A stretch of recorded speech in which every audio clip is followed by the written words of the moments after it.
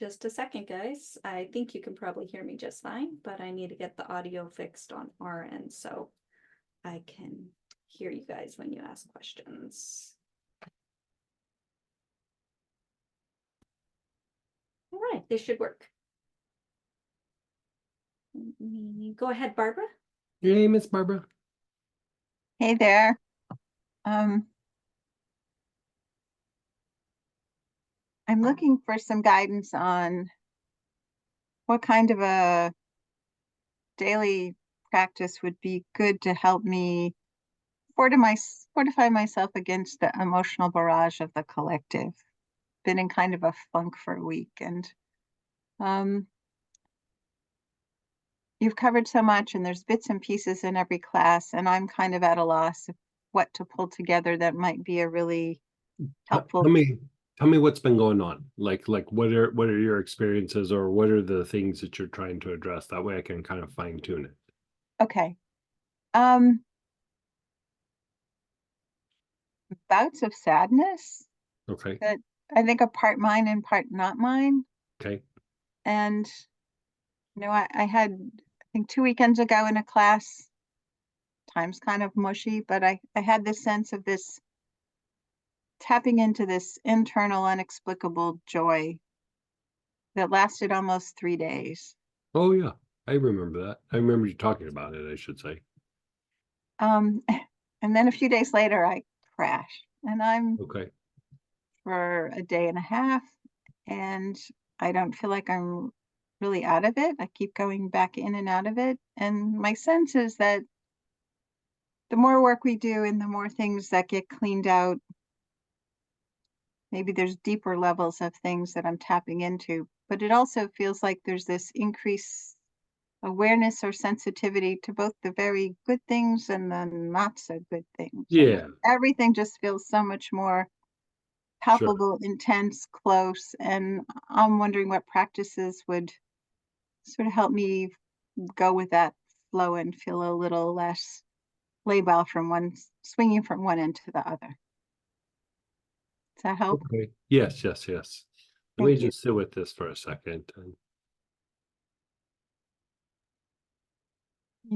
I'm aware some of my emotion is personal or interpersonal stuff, but I'm pretty sure that it's not all that.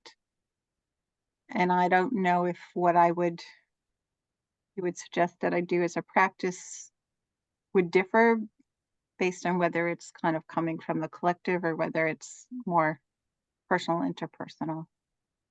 And I'll so just start. when you're dreaming, are you having any sort of imagery or themes or anything going on in your dream time?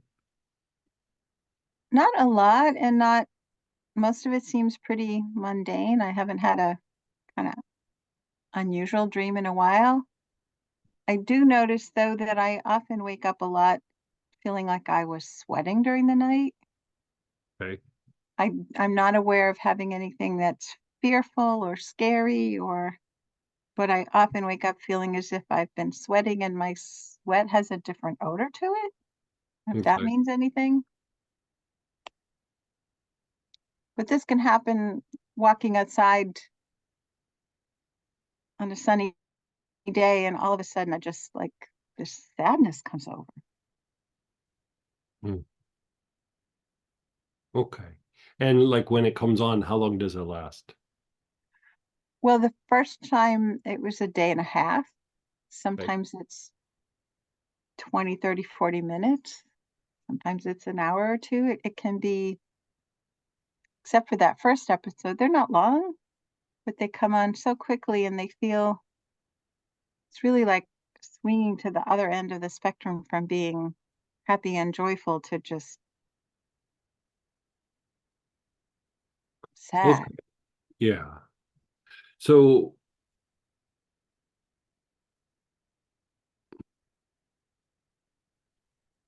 there's even like when we talk about trauma or an old hurt feeling or something, there's like levels or degrees. But when I say levels, it's almost like how people go, it's like an onion, there's layers or whatever. there is, but you know, I mean, you're kind of tying into something that we're going to be tying into both the mechanics of light and then the mastery of the elements coming at the end of the middle of the month and the end of the month. And this is why sometimes different emotions can be harder and harder to manage. And it's not the way that when you say that there's a lot of layers, it's because when we first start looking at something that maybe causes us sadness, so we'll say trauma, hurt feelings, an old event, the lack of something in a situation, because sometimes we're sad that like we don't have a connection with somebody that we really care for or something, you know what I mean? It's not that it was traumatic, it's just sad, you know, it's like, you know, you would like to have a deeper connection and you know, part of what happens when we start looking at these issues, you know, it kind of ties together with everything that we've been doing over the last 6 months or a year, is we do it from the point of view of intellect. And then from intellect, we try to resolve it from the point of view of intellect.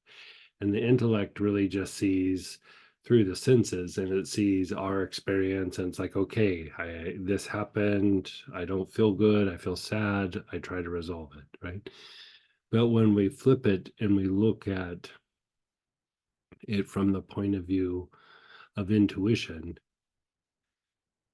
intuition doesn't see the past events the way intellect does, and intuition doesn't really see the senses the way that intellect does, if really even at all.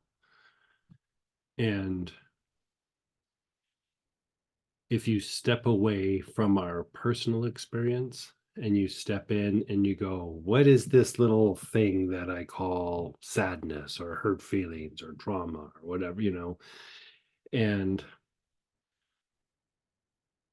really, when you break down the mechanics, we've been doing a lot of it, but I haven't explained a lot of it to the certain extent because, you know, even for myself doing therapy over the years, it's like my head will get into it too much, you know, so like I just get in and treat, you know, and so I keep it real simple, like, oh, we're going to walk our way out of this or that or whatever. But if you look at what is happening, so first, this is going to be a long explanation. Is that okay? Were you just looking for a quick thing, or is it okay if I give you kind of like a layout? Perfectly fine for Yeah, me. I okay. hope it's helpful for others too. Yeah, I mean, it's interesting. Like, you know, I find it interesting. So, okay, so first let's just talk about what is a thought form, right? So, I mean, I know I've said this a bunch, but still, I mean, I still think about this all the time. So, when we think something repetitively, or we feel something with the emotional body intensely, it begins to attract energy from the environment. Okay, so let's just stop right there. So the feeling something emotional intensely or thinking something repetitively generates what you would call energy of thought, right? Not a thought form, but it's energy of thought, right? It's thought energy that has not come in the form. So if you stop thinking about it, it just kind of floats away, right? You know, if you keep thinking about it, it keeps getting a little denser and a little denser and a little denser, and then eventually it starts to attract the energy from the environments, right? So then the energy that you're attracting from the environments is an element or elementals. And so they're energetic building blocks that help bring things into form. So when you're thinking some good idea, some bad idea, whatever it is, the more that you repetitively think about it, you begin to bring that energy in from the environment, the elements, and it mixes with that thought energy and brings it into form, right? So then when you stop thinking about it, it still exists, where thought energy, as soon as you stop thinking about it, it's gone, right? But when it becomes a thought form, it has a little bit of consciousness. It's not smart like a person, it's not like a being, it's just this thought form. It's energy with, or thought with, a little bit of consciousness. So, over the weekend, I think I made the joke where I was like, I'm not going to Starbucks anymore. That's it. I'm done. I'm not doing this anymore. And 15 minutes later, I was like, a venti, not a grande latte with whip and 2 pumps, not 3 pumps. You're doing the whole thing. So if you decided that, why did that happen? Is you've done it so much that it's created a thought form.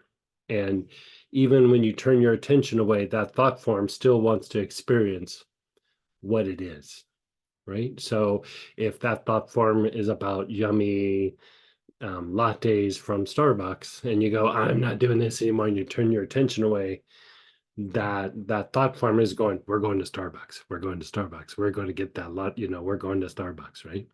So, that's in a very light way. But when we have strong emotions or repetitive thoughts, we attract energy from the environment. The energy from the environment, the elements or elementals, mix with the thought energy and create this thought form. So when we have a traumatic event, we generate the thought energy. We have a strong emotion that is usually followed by a repetitive thought. Like you're trying to make sense out of it, you're trying to process it, you're trying to manage it. So you keep thinking about it like, oh boy, what happened? What was this? Oh boy, and then they did this, and then they did that. And then I said this, oh boy, you keep like kind of grinding on it, even if it's unconscious. The elements are associated with the event itself. And so part of what happens is, this is why when I say when you have a trauma, there's still a little piece of you stuck in the event, is the thought energy and those elementals kind of fuse the thought form. You go walking away still generating the thought energy. That event, because of the intensity, has generated some elementals that then you're connected to that external event, right? That's why when you go back and you think of the memory and then you kind of feel the feeling again, or that feeling's just always there, causing a little bit of anxiety or tension. And so you have the thing in you, and then you have the thing that's external, like the past event. The past event is all the elementals, and it's continually feeding you elementals, even though that event is 20 years ago, right? 10 years ago, 20 years ago, 30 years ago. So then you go off and you're doing whatever, you're still being fed those elementals, regardless if you don't think about it, because you had the initial thing happen, right? And so that's why it's like trauma or something still feels like it's happening. And so when we do that practice where we go, okay, how's it feel in your body? And then go to an active situation or go to a past event. Part of what you're doing when you're doing that is by going to the event or the active situation or even the person, you're starting to break down like that bundle of elementals. You're starting to break down that it keeps feeding you, even though that event was 20 years ago. So the more that you keep doing that, the more it starts to break it down. And so then what starts to happen is the thought energy starts coming to the surface. It comes out of the body, comes out of the chakras, and is starting to surface in the aura, and then it can be flushed out of the aura, right? So the way that is amplified is when we do the thing where we breathe the essence in and we breathe through the past event or the active situation. Literally what you're doing is you're breaking down that thought energy and you're breaking down those elementals. And without doing that, you go through, you release trauma, you get it feeling okay, so that maybe it's not at least in your active mind. But all you're really doing is you're trying to entangle to the point where you can do this back and forth with the situation, right? Because like when you're super entangled, going back and forth like that, it's either not going to happen, it's not going to go well, or you're going to get a little bit re-triggered a little bit. Usually it just doesn't happen, right? And so when you have something that arises in the mind, feel it in the body, right? And then go to the situation. And at first you can just observe it, because observation starts to stimulate intuition. You're moving out of the intellect. The intellect always feels like it has to make something happen in this situation, when really all that needs to happen is you just need to disentangle the thought energy and the elementals. Then whatever that is, just kind of, the polite way to say it is it goes to the light, but that thought form basically dies. It ceases to be, right? And so when you have this, I mean, given your practice with your Buddhist practices and everything, this might not even be about now. Like you're tapping into intuition, you might start being aware of things that were not of this life. And so there can be sadnesses for things that just there's no reference for. But still, the way to unwind it is just to like look at your experiences that are going on or from the past, and then you kind of repeat the process. And so even the idea of using the oils, like the Cape chamomile is very good for breaking up the elementals. And then the thought energy, you can use like ginger lily. That's why ginger lily works so good for this. You can use ginger lily, you could use acacia, you can use that pepo, you can use helichrysum, and you're unwinding the thought energy here, but then you're unwinding the elementals, and it just basically dissipates. Then it's just in your aura, like you almost have reversed the process. So at first it hit your aura and then physicalized. So now that you've deconstructed it, it's come out of the chakras and now it's in the aura, right? So then from the aura, then you just go through and like you clean up the aura, right? You could still use the helichrysum or the impepo or the ginger lily, or you can start to do some of the auric practices that we're doing. But that's part of what we're gearing up for, is being able to flush things out, but also being able to amplify the things we want to come in, right? If we want healthy respiratory system, you can set a program in the aura and have it physicalize, just like a trauma sets a program in the aura and begins it to physicalize. So you get it to that point where you can get it out to the aura, and then you just do those 4 quadrants like we've been doing, and you flush it out of the system. So for sadness, I mean, I would still, ginger lily would still probably work.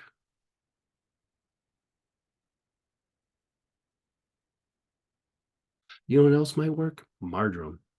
Just good old-fashioned marjoram, like going on the 4 quadrants of the body. But the back and forth, I mean, there's several things that you could probably use, but like when I do my personal like little version of that, I do it with my dorje and a purba. Like, I take the purba like so, and I'll visualize the thing. I'll do the back and forth where I breathe in the essence and I breathe through the situation. And after I get to the point where I don't feel like I can do it anymore, I keep visualizing it, and then I just start poking the situation. Like, because if you could see clairvoyantly, like you can almost see like there's this light and then there's this like little dark ball that you're breaking up. When you're breathing the essence in and breathing through something, you keep breaking down that dark it's just a bundle of elementals is all it is. It's just a little, like it looks like a beehive or a wasp's nest or something. It has like all these little things flying off of it, but there's this piece that's just really, really dense. And when I talk about like that you walk away from it, is like you're breaking that up and you're just literally like walking away, where there's like, okay, no strings attached to that situation anymore. Because that's the thing, is these situations, our intellect deals with the senses. So the intellect goes, that happened 20 years ago. To the intuition, it's like it's still there because it's still connected. Like it's beyond the senses. So the intuitional mind still is going, no, that is still happening. Like that is, we are still connected to that bundle of elementals that keeps feeding us and makes us feel this way. Because elementals will affect behavior, it will affect how you think, how you feel, emotions, it will affect anxiety, I mean, it just causes all kinds of things. And so sadness being one, anger being another. And if you wanted to be like really thorough about how you broke it down, like how you break it down, we're actually going to do it in the weekend class, the foundational for mystical healing. But I'll tell you like that part. And it's to take the 7 colors, so you start with violet, then you go green, then you go blue, then you go orange and red, then gold, and then sacred blue. And each one you do the 4 quadrants, 4 quadrants, 4 quadrants, 4 quadrants. And after you've done what we first talked about, and that flushes all that stuff out of your aura, regardless if how we did the generational healing, where we did the structure, we did the function, we did the dynamic activity of the aura. This is a different aspect of the aura that I haven't talked about yet, but it's basically tied to especially instinctive and emotional components, and then your immunity. So it directly dictates on like how you interact with the external environment, especially that first interaction, right? So like if somebody's a jerk or somebody's being difficult, your energy body has a reaction, but the first thing in your physiology that steps up and goes, that guy's a jerk and needs to stay away from me, it's your immune system, right? So the colored energies, like the gold healer and the blue healer and the red healer, they're all for fortifying. Any of the colored pranas are strongly fortifying to the immunity, the immune system. And not just your physical immunity, but also like the part of the immunity that impacts your psychological makeup, and then also the thing that even allows for like a deeper level of connection in spiritual practice. And so by going through and doing this, you can also add taking the Melissa internally and everything. But the component of doing the back and forth and then flushing it out of the aura usually will not just flush out the things that you're talking about, but when these events happen that actually cause or generate these kinds of responses, because of what you've done to the aura and how you've unwound some of these things, but especially the aura, the level of emotional intensity or repetitive thinking actually is diminished. And so you have diminished the potential of generating a traumatic thought. And so it's not even just about, oh, I want to calm this down, I want to soothe this, but it's like, I want this to stop happening. Like this needs to not be a thing, right? So the more that you do this, like at first some things will probably come to the surface, like I found that stuff would come up and I could feel them in my energy body, but I might have a dream or two with it, but it wasn't like I was feeling anything about a situation. But there's times where you go, oh, I feel a little sad, or I feel a little bit, whatever. It's usually either sadness or anger, but then it will pass very quickly. I mean, the more you do this, the more that it passes quicker and quicker. And basically you're refining the energy body to go beyond like the production of gold in the energy body, but you're starting to develop what they call in your practice would be like the diamond body, or a rainbow body. And part of what that is a level or degree of non-reactiveness. The diamond body is like you're so protected and you're so insulated that you start to be non-reactive to everything going on. So even when a traumatic event happens, it's like, yes, this sucks, but it's not freaking me out, right?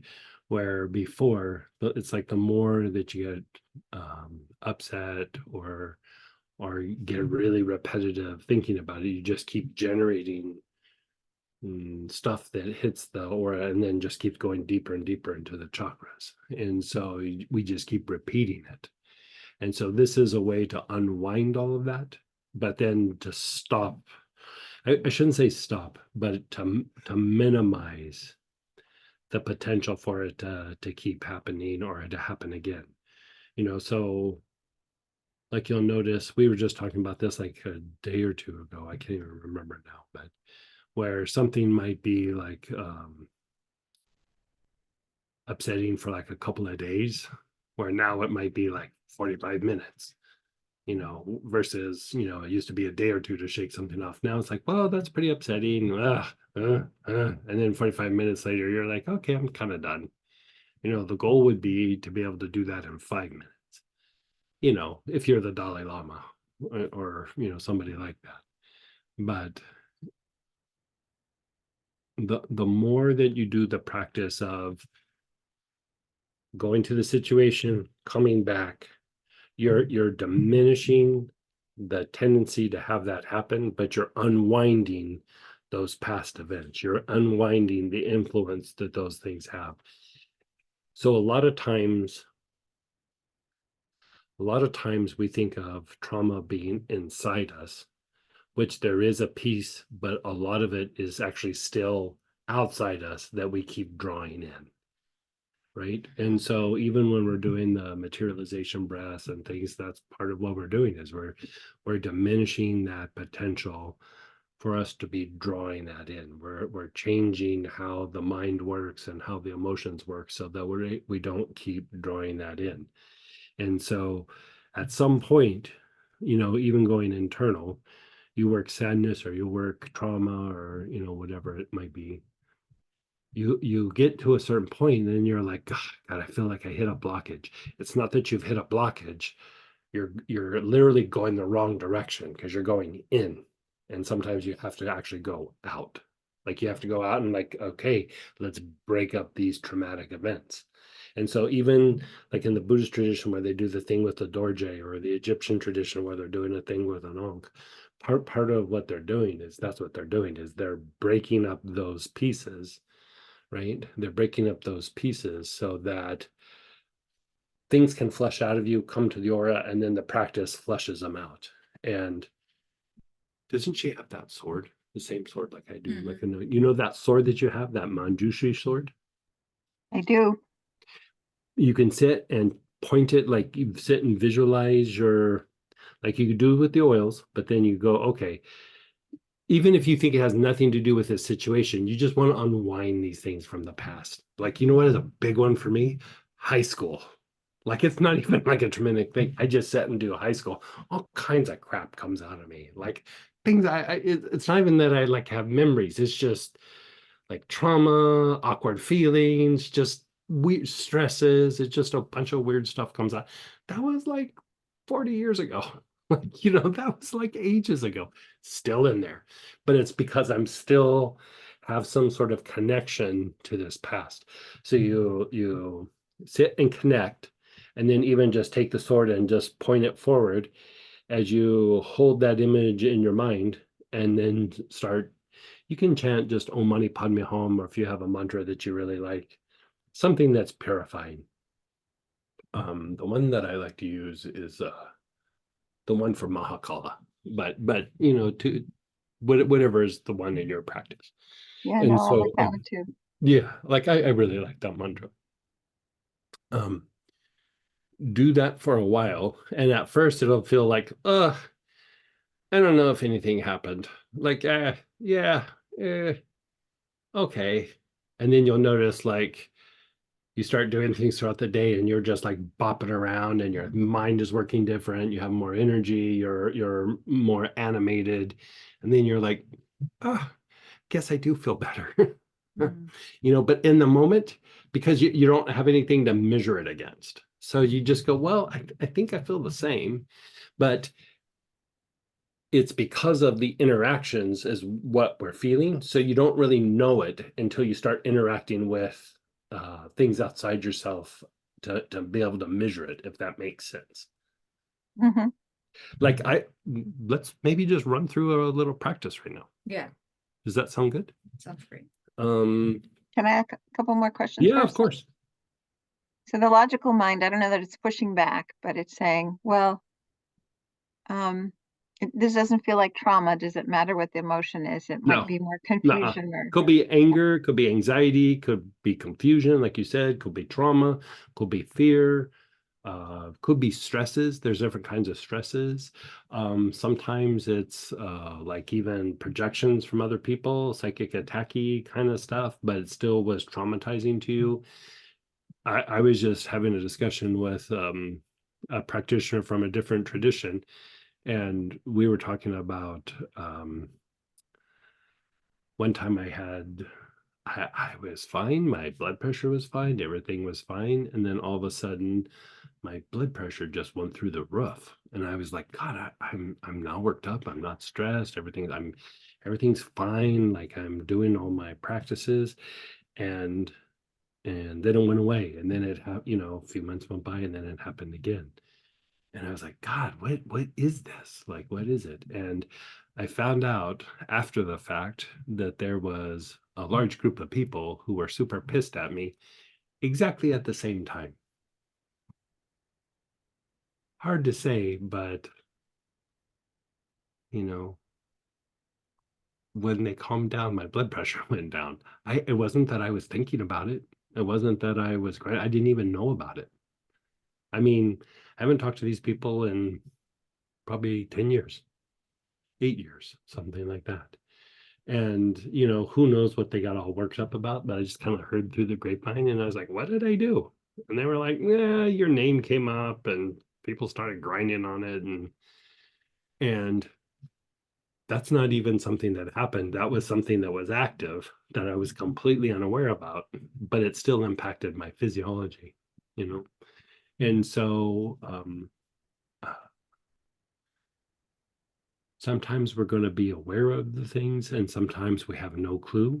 Like it might be people projecting things to you that, you know, in that particular case, it was projected at me to the point where it was actually traumatizing to the body, but I was unaware of it. And then sometimes things from past lives come through. You know, I would say for the average person, that doesn't happen a lot unless a seed pops in their life, which usually doesn't start happening until like their 40s or 50s. But it's usually in their 40s, you know, just because of karmic cycles and things, or planetary cycles. It can happen at any time, but the potential is always 42 to 49. And so you just put in the good mechanics, you know, the thing of like doing all the stuff that we're doing. You just keep doing that to unwind all of that and to prevent it. And you know, going back to that situation that happened to me a few years ago, and you know, I stepped up my protection practices and I did more work of what we're talking about, very specific to these groups of people. And again, I had no feelings about any of it. Like, it wasn't like I was upset or hurt or whatever, but there's just times where I would feel these weird tensions. All of that's gone now. Like, I've even heard of one time where they got super pissed at me again for some reason. And I don't have interactions with them, so it's mind-boggling to me. But and this time nothing happened to the blood pressure, nothing happened. But like I was a bit more active with all the practices. And so That's helpful. the intellect, I'll just say it like this: like, as much as I sit and think about it, it's really hard for the intellect to grasp it. Like, it almost doesn't make sense to the intellect, because there's nothing visual, there's nothing physical that you can latch onto. But like, when I see the imagery, it just looks like a swarm of mosquitoes or a swarm of bugs or something that are just dense, that it's like there's just little pieces just constantly coming to a person. And the more that you break that stuff up, the more that the person can process. Because here's a thing that will, like, kind of, I don't think I've ever mentioned this. You know how, like, in certain spiritual practices, you practice the disintegration of, like, pride and arrogance and conceit and, self-inflation and all of that. Well, if you've ever spent time doing it with oils and with your purba and your dorje and all these things, it's like, well, it's there, but like it gets a little better, but it doesn't really shift or change very much. Most of the building blocks for the pride and the arrogance is not in you. It's, you gather the pieces outside and then you bring it in and you build it. So why try to break it down here? Break it down out there. Like, don't even let the building blocks in. Like, if you get that part of the practice down, it's a game changer. And if you look at some of the anointing oils, like in the Jewish tradition, the Ketoret and some variations of Ketoret, that's what they're all for. They're not for breaking it down in you. They're about breaking down the building blocks to, like, the negative forms of pride that are external. It's like they try to not allow it to come in, if that makes sense. It does. Yeah. Last thing. That's why pride is so hard to treat. And pride, if you think about it, pride is a big stumbling block to healing, but it's not what's in the person, it's what the person's connected to. Like, so sometimes to actually heal, like when somebody has PTSD, to actually heal the PTSD, you go through, you unwind things, you do the things that you do, but until you disconnect them from that external source, they're always going to be triggered. Yeah. So the logical mind is asking, how do I downplay the role that I am playing in terms of the repetitive thoughts and the intense emotions? I would say defeat the practice. How do I let that no. piece go?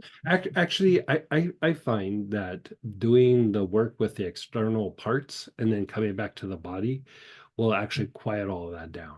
Like, the repetitive thought is the intellect trying to process what it's connected to, but it doesn't have the perception of what it's connected to, if that makes sense. Like, it's trying to process it, but it doesn't. It's like trying to process, like, you got a gift in the mail and then you go, okay, close your eyes now, unwrap it and try to figure out what it is. Like, okay, what is it? Is it it's this, it's that, and you're feeling around, you go, well, it's a weird shaped, it's this, it's that, it feels like a pear, but it's metal, and and you're going through all the stuff.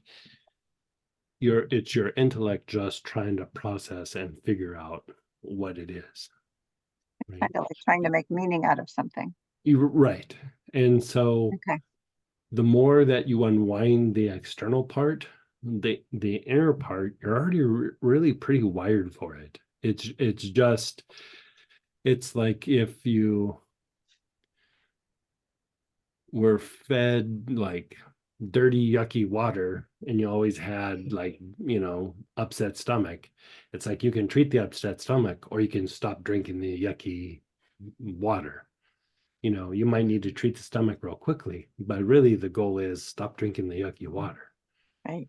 And it's the same idea. Like if you can calm down the things externally, then the internal part, you still might have a little bit or something, but it becomes much easier to treat, like much, much easier to treat. But the reason, for one, this is a super abstract idea, like super, super abstract.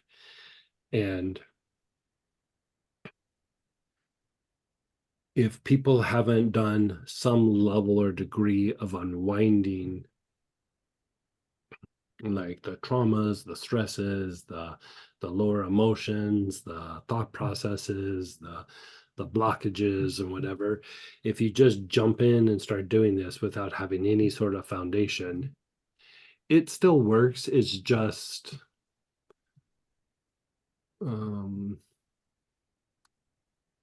a lot.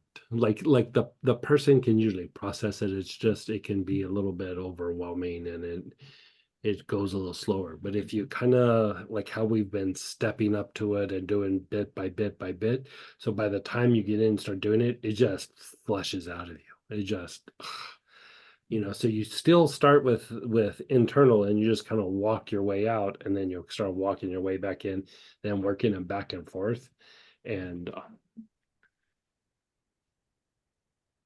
it's like you still remember those events, but like for me, I go back and I remember the events. I can't even remember the details where when something very traumatic happened, like I can remember all the details like it happened yesterday. And then you do this practice and then you're like, there was that thing. You notice that your mind can't lock into it. And to take this a step further, because we're talking about the external thing is not so much the thought forms or the person or what happened. It's like you're targeting that bundle of elementals. Right?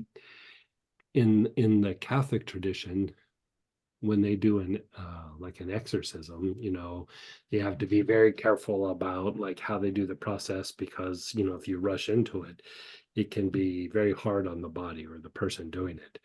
But what they're exercising is not some big demon, it's elementals. It is cockroaches. It is just a cockroach infestation. And the reason, they don't have the same terminology or have the same degree of understanding of the energetics and the mechanics of the situation, but why they have to be so careful is they're purifying and trying to release these things, but without disconnecting.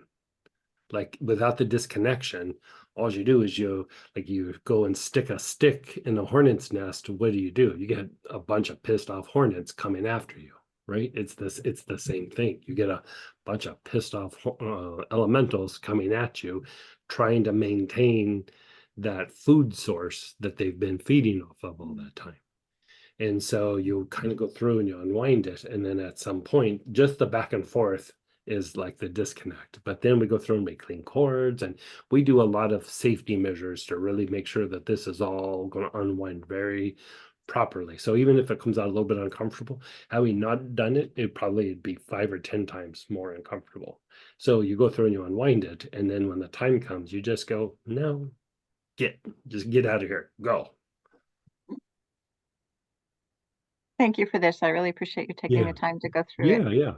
Super helpful. It's a super interesting topic, but the only reason that I haven't been talking about it like, in the last year or two or whatever is it's so abstract that like I just felt we needed to have a little bit more base on some of the things before we get into the really abstract things, because we're stepping away from what mainstream thought processes are. But even in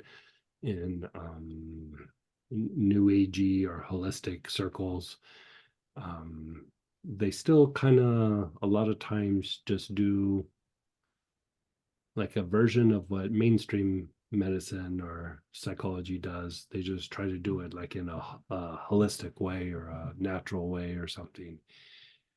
And they're still coming at it from the point of view of intellect. You know, that's the thing with intellect is that for like you see like really traumatic cases, when people go at it from the point of view of intellect, they'll even get some relief for a while. And then time goes by, and then either a different aspect comes up or they feel worse. And part of it is because the intellect feels like it needs to make something happen, when really it's just about unwinding, like disconnecting, detaching, whatever you want to call it. And so even the idea or the use of like sage, you know, part of why sage is used in so many ceremonies, and you know, you cleaning space, and you know, if something's going on, somebody burns a bundle of sage is about detachment, like detaching from those kinds of things. And you know, it doesn't always do it all at once, but you keep working the sage, you keep working the sage, you keep working the sage, and it will just keep diminishing. So at some point you can just go, I'm done. You know, so like even the idea of cleaning cords, you know, sometimes we're cleaning cords to people, but a lot of times when I have you guys like focus on the person, focus on the past event, focus on the active situation. Part of what you're doing is you're cleaning up the elementals in that situation so that it diminishes and allows for that like disentangling to happen, so that you know, at some point it gets weak enough to where you can just go, or in a meditation or another oil process or in a salt bath or something where it just goes, okay, we're done. We're just done. And so my guess is that there's some situations where you are feeling sadness, and some of it is not always your it could be like the news, it could be things going on around you, you know, but it still was upsetting. Like I would say things that were upsetting, but you know how like sometimes when something happens and it's like a little traumatic or really displaces you somewhat, it's not even like that you get upset or get you know, hurt or something. You know how like when you just like, well, you get that little bit of shock, like, oh, and you're trying to process like what just happened. Like those are things like you might not be able to remember them all, but just those times where you're like, I got this phone call and you know, there was no argument or something, but something big happened, something shifted you, something, you know, something was going on. Um, you know, could be that somebody calls you and tells you somebody passed, or, you know, we have to let you go at work, or, you know, some big thing. And it might not register as like, oh, I'm super upset about this, but you going into shock means that it rocked you, and that there's a piece, uh, thought energy stuck in that situation, and elementals that are like starting to come to you now because it was of such intensity, if that makes sense. You know, so I guess what I'm trying to say there is like it might not have anything to you personal to you, but like you open up the paper one day and you see something super shocking that it really kind of upset you a little bit, and then you know 15 minutes later you moved on. There was a connection, like there's an elemental connection, so that it's still going to be going in your mind. It's still going to start affecting your emotions, your instinctive responses. It's those building blocks have come in, and now your energy body is starting to do something with them.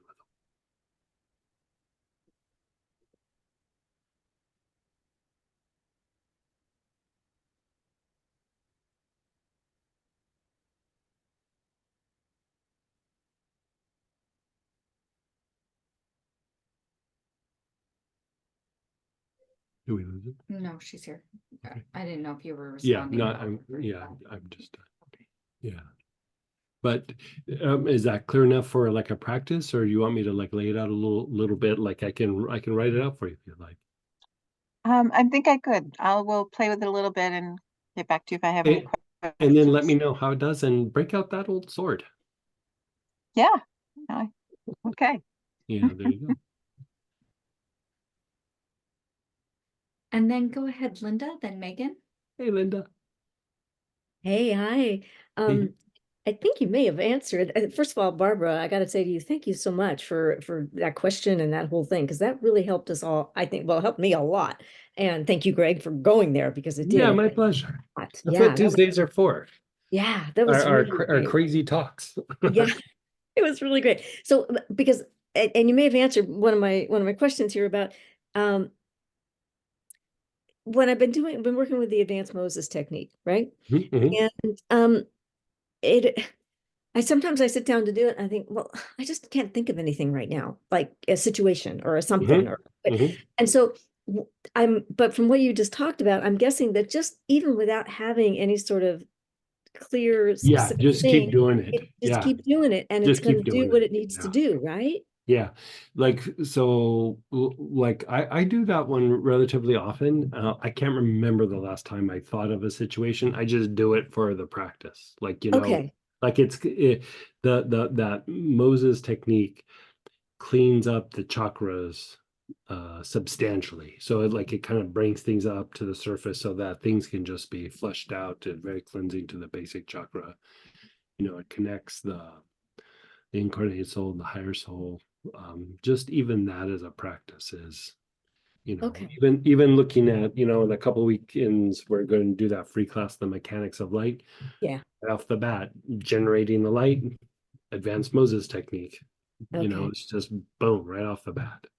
That's awesome. Yeah. Okay. Because I was trying to, like, I don't really want my intellect to get involved and try and think of it all. It's like, just Yeah. sit here and do But it. Like, if you have things that you want to work on, yeah, like you can go through and do that. Like, I was doing things that, I don't know, like I don't have anxiety, but every once in a while I'll feel this like weird tension and I'm just like, where does that come from? And I just don't get it. And so, I visit my things from the past and, unwind things just like we talk about in class on the weekends. And this sounds really silly, but I started thinking of when I played baseball as a little kid, like in the league. And I just remember having fun.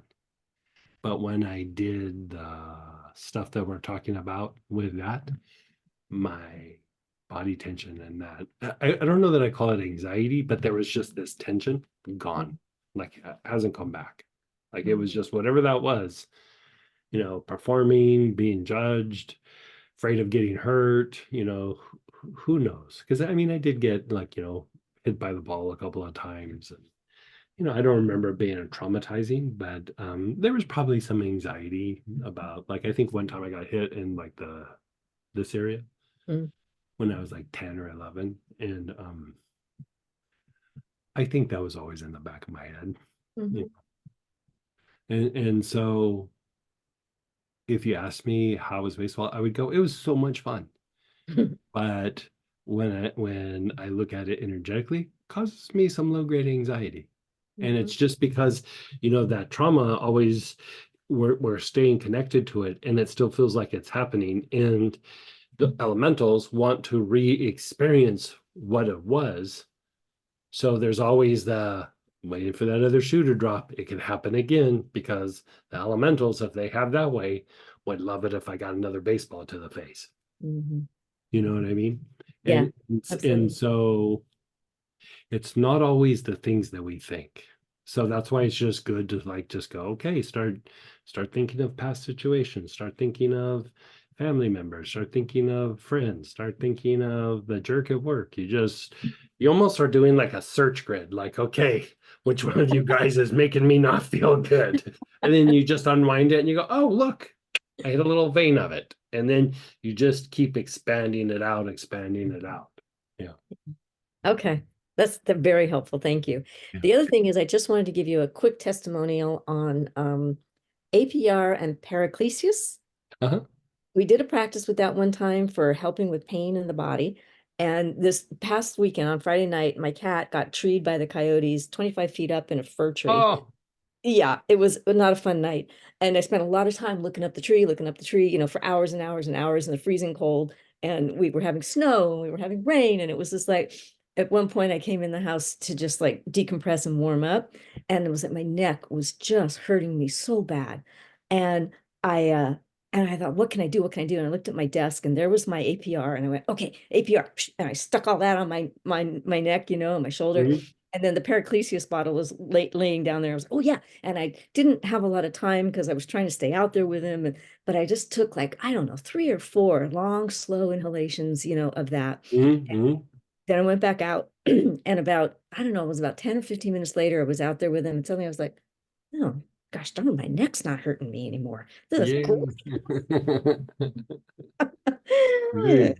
So I just wanted to give a testimonial to that particular little combination because that was Oh, really tremendous. in a real life situation. It was Yeah.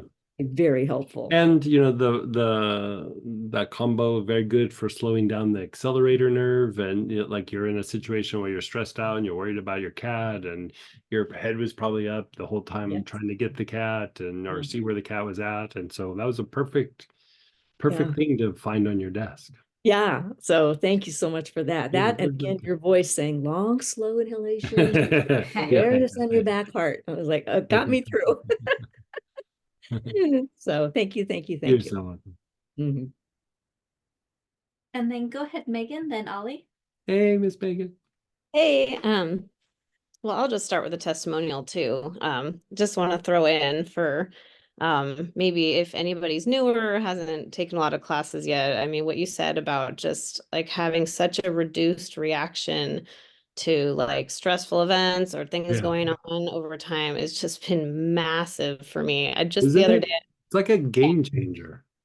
oh my gosh, I'm just so grateful. It just makes life so much easier. I mean, yeah.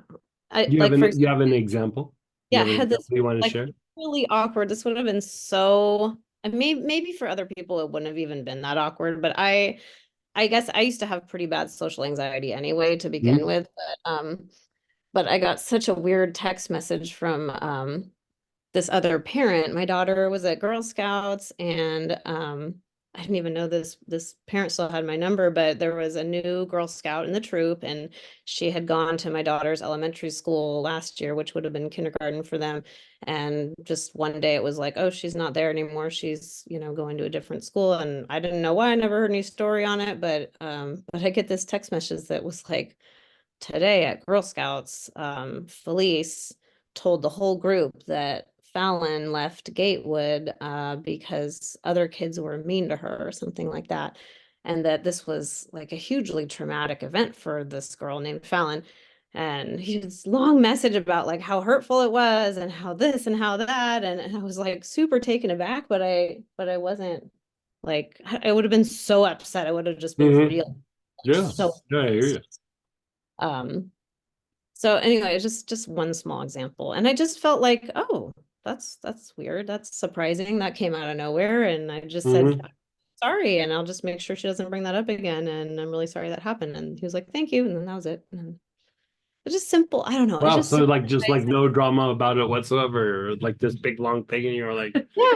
And I would have told like nice. 5 people about it and like talked it out and like I Right. don't know, just thought about it for a long, long time. And I didn't even tell my husband. And I just forgot about it. It's like it's just a tiny example. I could give you like 200 But more that's of it. perfect. Like I mean, you just described it to a T. Like intellect, I want to talk it out. I want to make sense out of this. What's going on? Da da da da.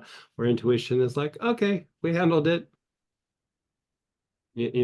Not to make less of what that person was going through, but at the same time, you know, There's my part in it is really there's not much no, part except to make sure there's for not the much part at all other than so it's like that's kind of their situation. If he ever wants to talk to me about it more, I can definitely do that and be there, but it's just not even really wow, my thing. very So cool. which I don't think he will. Okay, another short one. Like you remember Felice's 3-month cough? I Yes. start to wonder if it would ever ever go away. But so it turned in that runny nose. She had super, super, super runny nose all of a sudden after this whole long thing. And I was like, great, we got a new problem. But you told me to do Anula, and then I didn't find blue tansy, but we did some allergy support. I just put like drops on the Oh yeah, matter. there you go. And that worked so well. And the runny Yeah, good. nose was totally gone in Yeah. like 2 days. And then there was still like a little lingering cough. And I was like, I'm just tired of trying to work on this. But the cough went away after 3 months. Yeah. It's gone, completely Very gone nice. now. I'm super For whatever reason, like this happens some years with the colds and flus that go around. You know, there's a viral and then sometimes a secondary bacterial thing. But every once in a while, it's like it turns on the allergic response. And this year, for some reason, I'm seeing that a lot more when people are asking about like a particular cold and flu. Is just like the allergy thing gets kicked on and it just won't like calm down or settle down. And so yeah, I'm glad to hear that helped with that. That's really interesting. And Jay just got back from India, and he's got this. He didn't even have his voice all the way when I saw him, picked him up at the airport. Now his voice is back, but he's coughing a lot. So maybe I'll give him some Yeah, allergy I would do support. him the same thing. Yeah, Because yeah, he even has allergies, so that's easily Yeah. could be an immune response Yeah. with that. yeah. Cool. Okay, so quick question. Yes. I met a new friend. She happens to be a doctor, and we were talking about essential oils, and she said she has a chemo patient with nausea, and they've tried everything. So I didn't know if I should use the regular stuff for nausea or a Yeah, different. probably the normal stuff like the ginger or peppermint is usually my first two go-to things, but sometimes cardamom works or lemon. Um, you know the thing that I like to use ginger because the other issue is that with chemo patients is they usually don't have quite an appetite.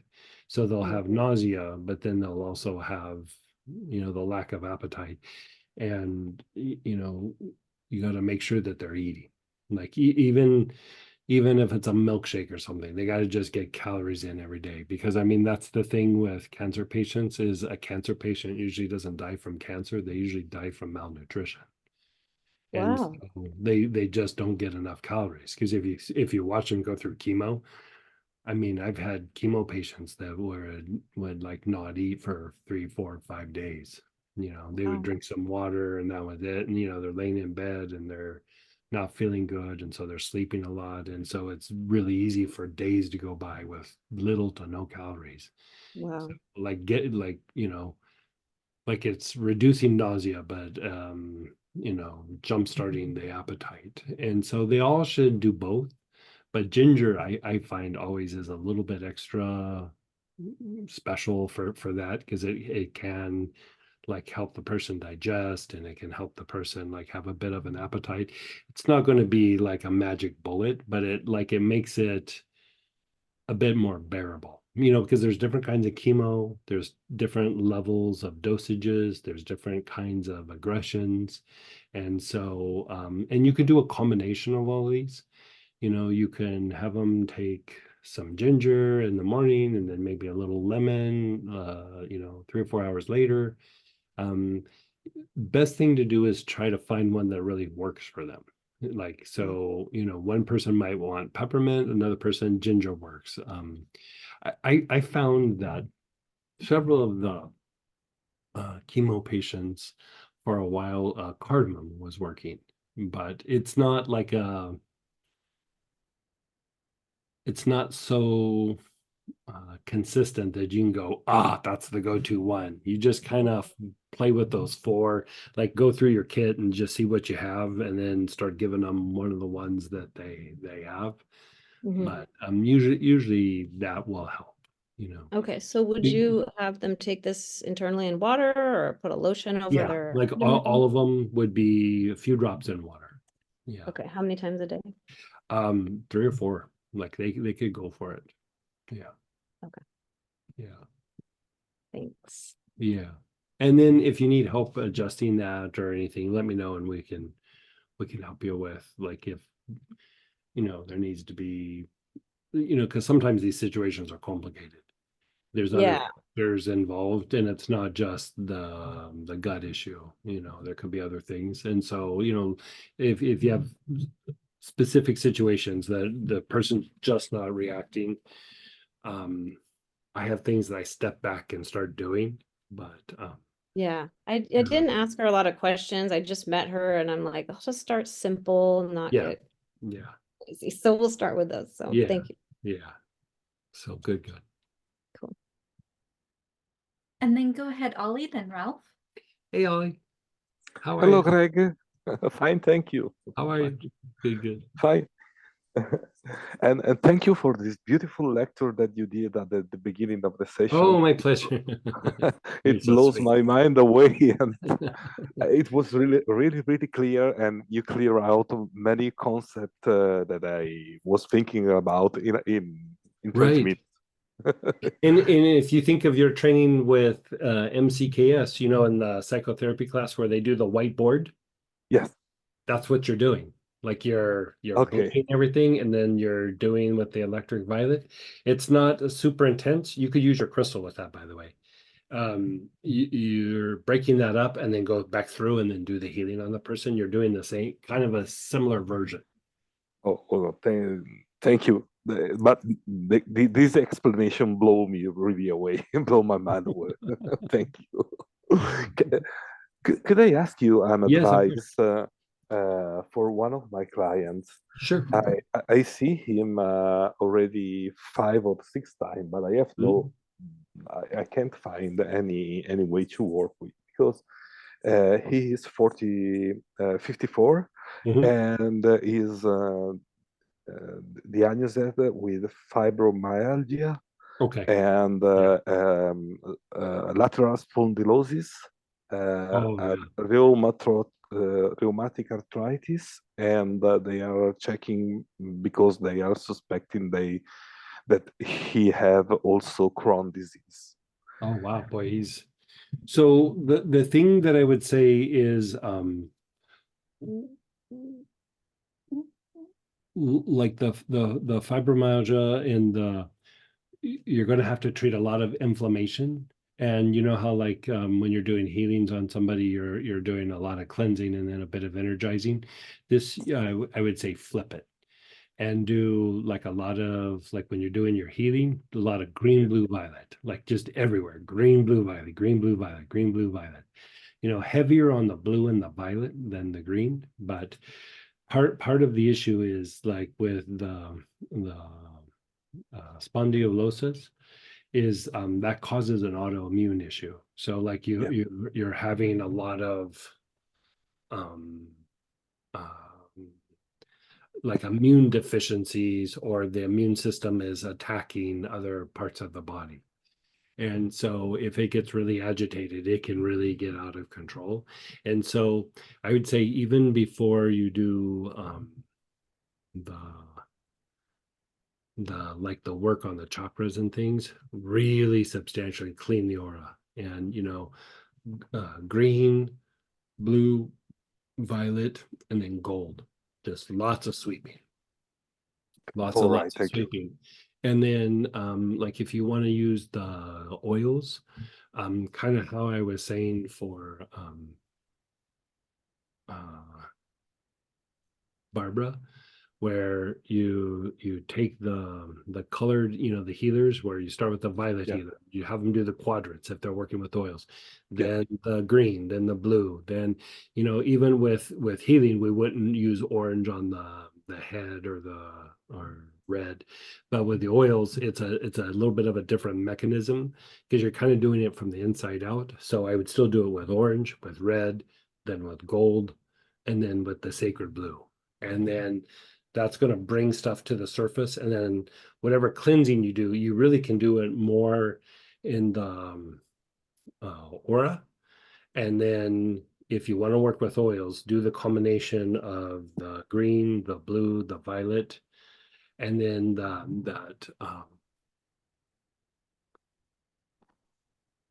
blend for the jaws. Like Okay. you can, All right. Yeah. and yeah, and in fact, let's see, I'll move that over and we can post it for him. Okay, yeah. Let me find it real quick. We're gonna post something for you too. Oh, thank you.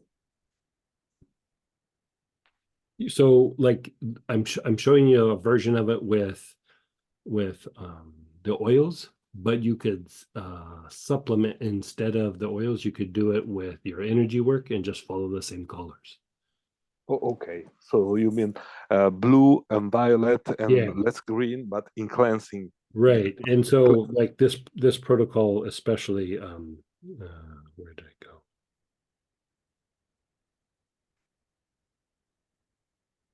Give me just a sec here. There it is.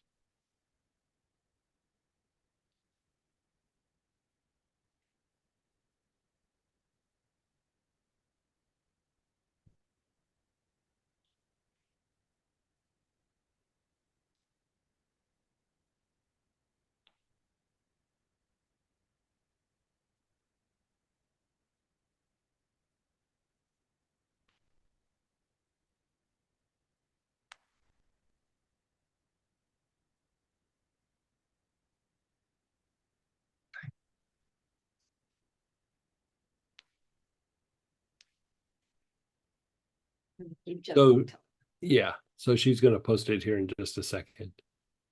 Oh, okay. Thank you.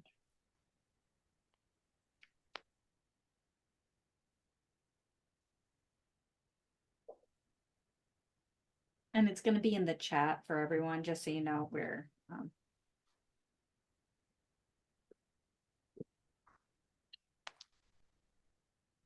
All right. Thank you, Greg. Like really clean their jaws. Okay, okay. And you know how we were even talking about Barbara, you can manually do some of that for the person. You know, even though you're working on them physically and like you do, like say the body's in front of me and I'm going like this, you also could like kind of almost like step into their field and turn around the other direction and sweep that way, but outward.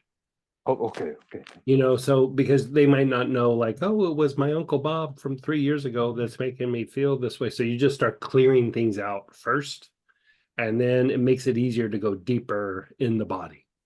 Oh, okay. Thank you. Thank Yeah. you. It's Yeah, almost like you're making space to be able to go deeper. Okay. Thank you. This helps a lot because one of the main issue for him is the pain in this knee, back, and shoulder, and arms, and pain everywhere, basically. And so like things to help him with, like, you know, doing the galbanum, doing myrrh, doing black cumin, you know, all those things can be helpful. But I mean, he's got such a so many things going on that you just almost need to like start stabilizing the body so that you can start picking lanes to be able to treat. And so like sometimes when you're having a hard time trying to figure out like what you should address with a person, rosemary verbena taken internally kind of starts to calm everything down and starts to make it clearer for you to be able to have like a lane of treatment. And you know, because it kind of has like a balancing effect, but you know, it reduces stress in so many different ways. um it's just a way to like when it just seems like crazy and chaotic, it's a way to be able to like calm everything down so that you can go, I'm going to treat this first, I'm going to treat this second, I'll treat this third. But the other thing with fibromyalgia is, you know, lots of lymphatic work, you know, because of all the things going on in the inflammation, their lymphatic system is super stagnant. So things like Bayloral, you know, Bayloral super good for breaking down blockages and decongesting to the lymphatic system. And then with the things that you're talking about, but especially chronic fatigue, they're also going to have some brain fatigue.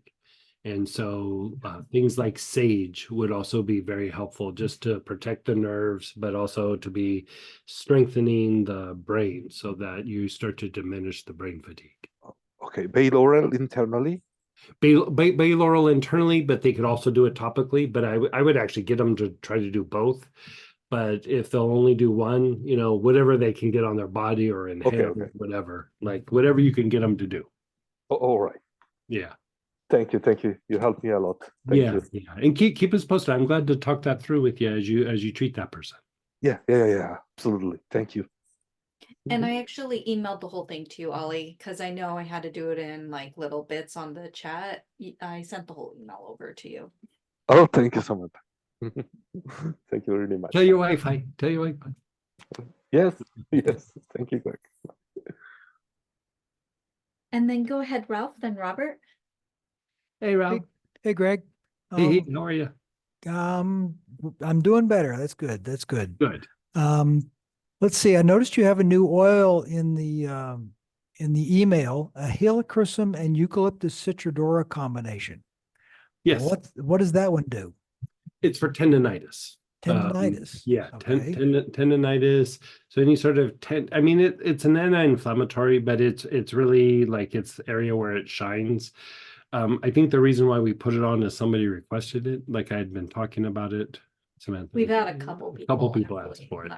So in the past, I just kind of make it for people when they would request it, or if we had an interaction and we start talking about tendinitis. Now, the thing that we think of tendinitis the way, I pulled a muscle, or I did this, or my elbow hurts. But also areas where tendinitis would show up and you wouldn't think about it is a bad back, arthritic knee, like arthritis. Arthritis, part of the issue with arthritis is you do have some tendinitis. And it's usually not the big thing, but as you go through and you start to regulate, like say you have a bad knee or a bad hip, you start getting the blood flow going and the spasms are reduced, the pain is reduced. So everything's getting better. But like another level or wave of treatment is then to actually treat the tendons in the area to reduce the tendinitis, just to kind of free things up a little bit. And so helichrysum, we know it for being anti-inflammatory and for scar tissue and making the blood more fluid and reducing pain and all those kinds of things, releasing fascia. Eucalyptus citriodora is very anti-inflammatory and very good for like deposits and things.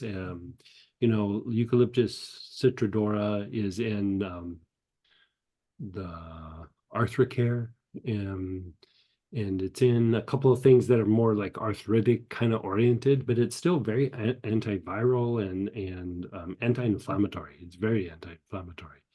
So that combination of the helichrysum and the eucalyptus citriodora just helps to increase blood flow to the tendons.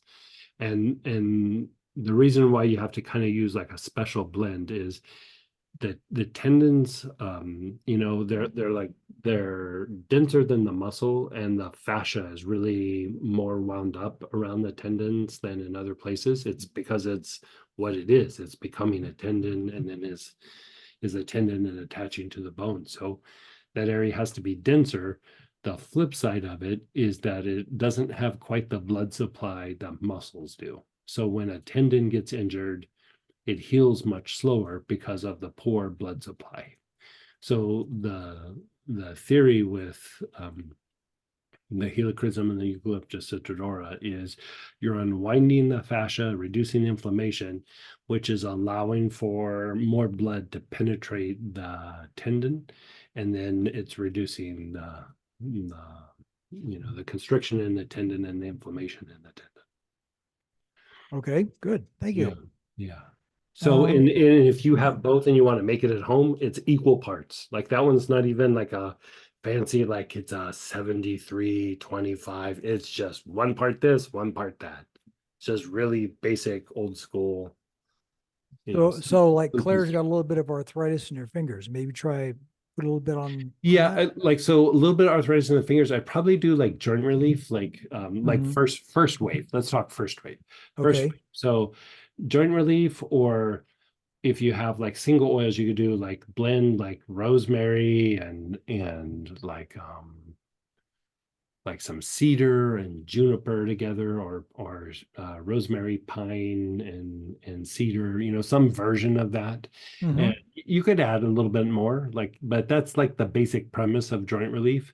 Yeah. You know, there's other things in it, but like you're wanting to get, because like with those three, you're getting an increase of blood to the area. You're getting venous flow with the cedar, which means you're moving the blood out. So you're getting blood in, but you're not allowing it to stagnate. You're Mhm. getting it to move out. And then you're reducing some of the fluid retention and you're reducing spasms. So first wave for any arthritic condition is you got to hit those markers. Like you got to increase blood, you got to get the blood moving out of there so it doesn't like swell and get all puffy.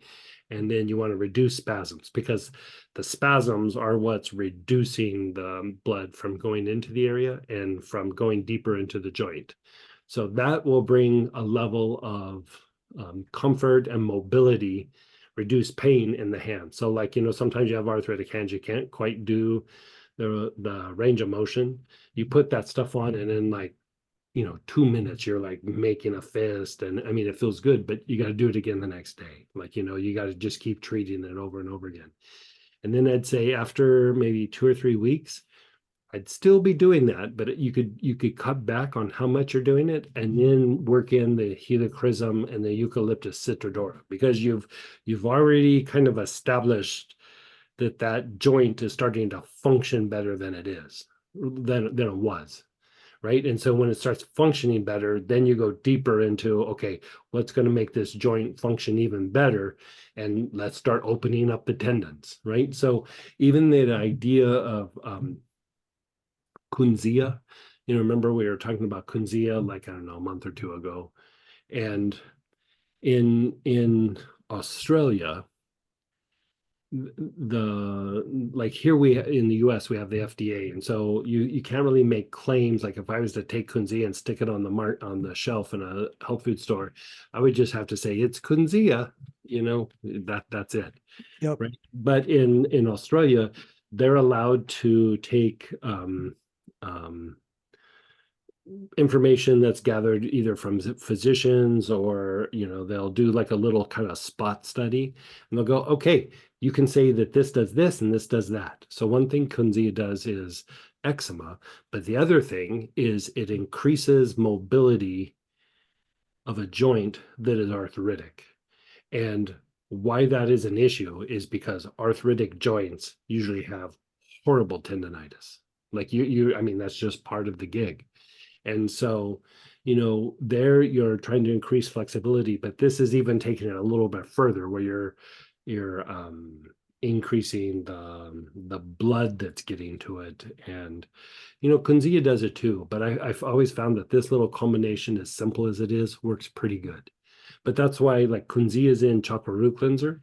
That's why when people use chakra root cleanser, you know, we've had physical therapists that measure a person's range of motion. They put chakra root cleanser on, and then they gain about 15 to 20% range of motion just with the application. And the reason is it's got a bunch of Kunzia. Okay. Excellent. Yeah. So in a pinch, like if you didn't have the helichrysum or the eucalyptus citriodora, you could actually use chakra root cleanser to try to do a similar thing. Okay. All Yeah. right. Especially for arthritis, I should say. Okay. You know, if you had tendinitis, chakra root cleanser might make it feel a little bit better, but the helichrysum eucalyptus citriodora is going to work better. But when you're dealing with arthritic things, you could probably get away with just using the chakra root cleanser. Okay. All right. I was cleaning up some oils this weekend, and ran across my bottle of coffee that was buried behind something. Nice. And I went, oh, I wonder what this would be like in a salt foot bath. Oh, nice. That would be good. Oh my God, it is. Yep. Yeah, it's pretty nice. Okay. So, you know, like way back in the day, we were told to like do coffee baths, right? Mm-hmm. And so I used to get the 16-ounce instant coffee and dump it in the bathtub with, you know, a couple pounds of salt, and that was my coffee bath. Okay. And 8 drops of that oil Mm-hmm. is stronger than that 16-ounce container. Okay. I'll go easy on So- my foot bath. So, and then you get to smell like coffee. You Yeah, know? cool. Yeah. Cool. All right. Speaking of oils, a long time ago, like back when I was a little kid, I stopped smelling things. It might have either something I figure either had to do with growing up over top of a chemical refinery on a hill overlooking a That's chemical ex- refinery. That's exactly what it was. Yeah. Okay. Yeah. All right. So basil, inhale basil, Mm-hmm. and then maybe a couple drops in water daily. Yeah. And as long as there's not too much damage that's been done, Mhm. are you able to taste food okay? Yeah. And if I get the Okay. bottle right up to my nose, I can still smell oil. But if I get it like down to the end of my lip, the smell You can't almost smell it. completely vanish. So try the basil, like inhale it and then a few drops in water every day, and potentially that should restore the sense of smell. Okay. 2 drops water. All right. Another thing, you were talking to Barbara about using a sword for some of her old issues and to basically break up the bugs. Oh, it's a special kind of sword. Like I'll show you what I'm talking about. Can I use, Yeah. I have a small purba. Let me turn my But the video purba, on. but instead of pointing, poke. Right. Yeah. Yeah, you could Yeah. do the same thing. Yeah. Because my friend got this for me in Thailand. So it's a travel Oh, size. very cool. Yeah. It's a travel size. Yeah, yeah. You know, makes it Still fun works. fun to try to hold on to. You know, it's like get my fingers wrapped around it, but it works really good. I've used it on Yeah. myself a few times and a couple of people, and Yeah. Go for whoever made this thing. I mean, I've cast brass pieces back when I was in college, Mhm. and I tell you, the guy who cast this piece intended it as a sacred object because the Yeah. workmanship and the casting is Yeah. wonderful, Yeah. just wonderful. Yeah. Yeah, there are some very good artists over there in Nepal and Tibet. Yeah. Yep. Yeah. Okay. And the thing that I find interesting too is sometimes older is even better. Like you know, Mhm. we're not talking about the energy, but if you look at the craftsmanship, Yeah. sometimes even the older pieces are like done better. Like they showed more like care or more attention to detail or something. Yep. You know, I was talking that out with a friend that lives down in Sarasota, that Lauren, and he runs like what is it, like a coin dealer? Yeah, like, and so but he gets just all kinds of things, artifacts and coins and like a lot of old stuff, and people just bring him stuff. And we were sitting there talking, and I had this little statue on my desk that, you know, little, excuse me, a little bitty thing. And I made a comment to him, like, you know, it's probably 200 years old. And we were talking about it, and I go, I know you wouldn't believe it because of how it looks, but it's actually 200 years old. And he goes, no, the opposite. He goes, because of the way it looks, I know that it's 200 years old, because if it was newer, it wouldn't have that good of craftsmanship. Like the older stuff, actually, they did better. So when you have a piece, like you said, that you can tell that it was like really well made. I mean, it still could be like new, but most likely that might be like an antique or a relic, which means it also has a lot more juice to it. Like it's been used by somebody, by a lama, by a practitioner or something. Okay. And so that you can see the craftsmanship, and then when you use it, you're like, this has got something going on. It's probably because it's been in some special places for a while. Yeah. Yeah. It's definitely got some up arrows to it. Let me tell you. Yeah. Nice. Okay. Last piece. Mhm. Talk to us about the mechanics of light class, because on the website it just says the class is here and there's no description. Yeah, So we're gonna put the tell me description about up. mechanics Yeah. of light, please. We're gonna be doing the description tomorrow. Like I'm a little bit behind on my writing. So basically we're just starting, you know how like in a star, or sometimes we just talk about, okay, I'm surrounded by light, only good comes to me, only good goes for me. It's the mechanics of that. And it's even like a little bit of what I was talking out with Barbara about how you draw in the essence and expel or breathe through the situation. So we've been kind of delving in it a little bit with that, and we do things in the aura, and we kind of pull these things together. But here we're going to put it together in just like a little system, like you can do a little practice, and we're going to talk out the mechanics, just like how we talked out this piece with Barbara about the like the sadness or trauma or anger or feelings. You know, some of it is in us, but a lot of it is out. And so instead of trying to go like, okay, let's clean it out of this, and then we're just going to pull it all together. So you just start from the beginning to the end of a flush out, where you're bringing in light, but you're dispelling all these things that kind of pull you from the light. You know, because like you'll have a meditation, you feel it, and then now I gotta go to Costco, and it all goes away, right? We want to be able to maintain that. And sometimes the feelings, like, you know, we talked about like some of the situations in the past, like with your work stuff that happened in your industry. Yeah. Like, you know, I'd say keep unwinding that the way that you did, but then at some point we do a thing where you go back and forth with that time, the industry, the players, and you unwind that to an even higher, deeper degree, so that you can just literally like walk away from it.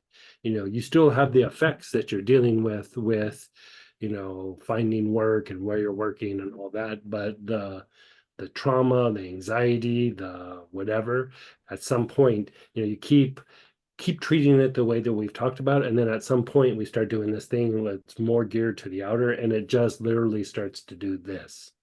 You just untangle and just go, well, Yeah. that was 10 years or 20 years, let's just walk away from it now. Yep. Yeah.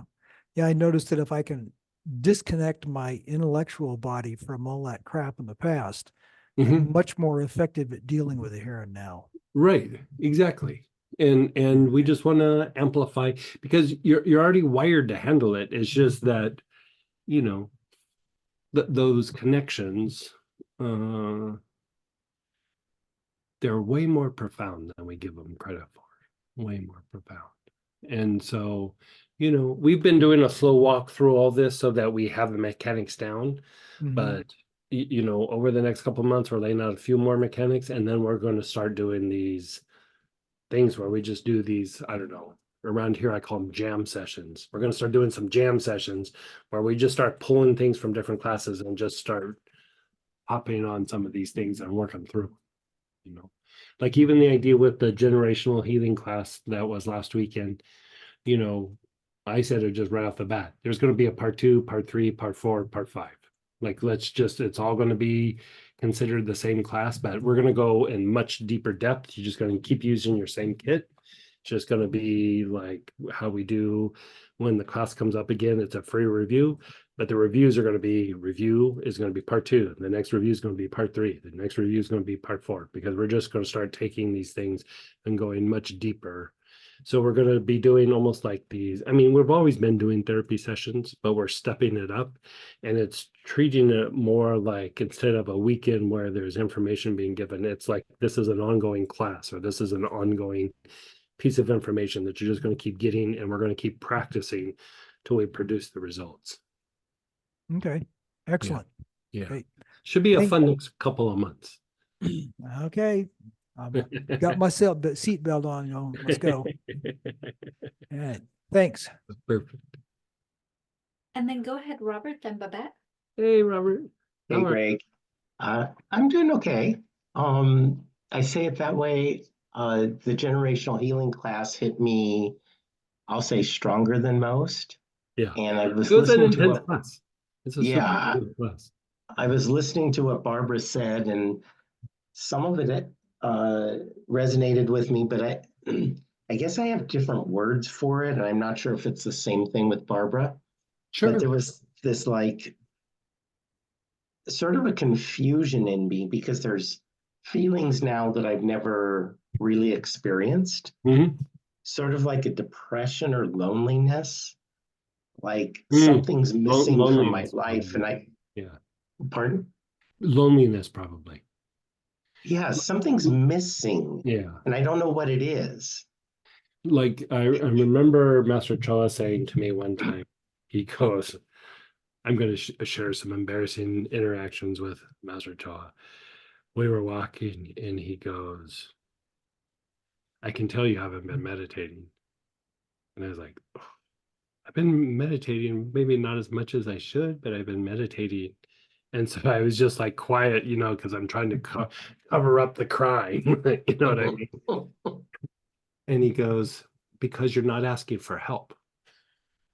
And I went, wait, what? And he goes, if you were meditating, things would be moving, things would be coming up. You would be telling me stories about how you were clearing things, or you'd be asking me for help. And I was quiet and I was like, that's sometimes why I don't meditate, is because stuff comes up and then I have to clean things up. You know what I mean? Like he called me on it. And you know, that is the thing, like that can happen at any time in like a meditation or prayer practice, or you know, I even watched it with athletes.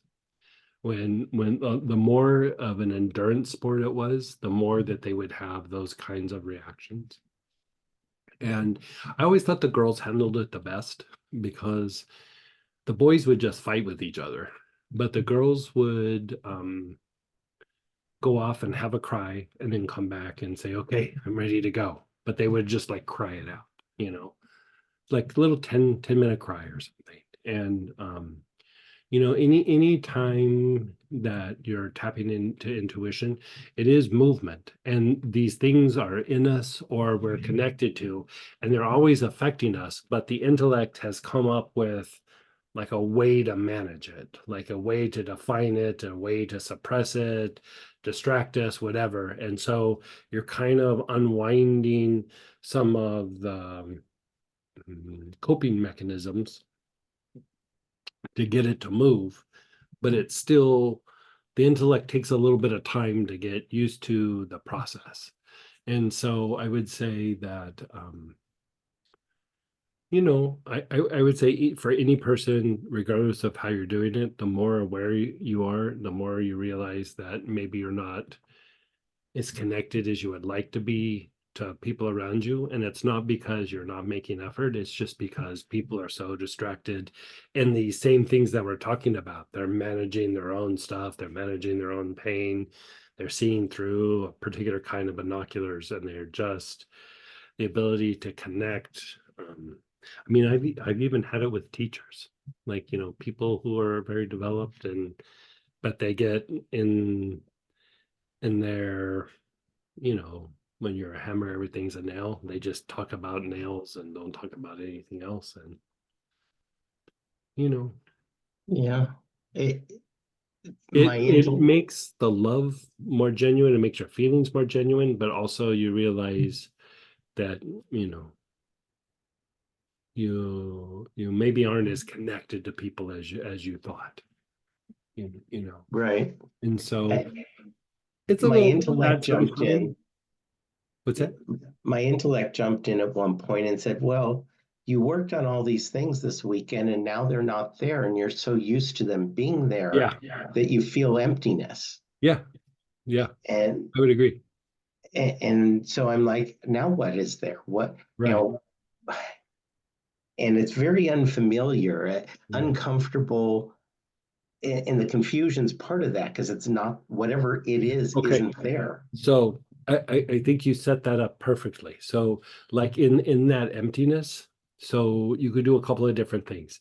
Like when you're experiencing that emptiness, you can kind of sit with it and just go, okay, I'm going to see how this is. But for me, I in that moment, I was like, okay, it's empty. I've made space.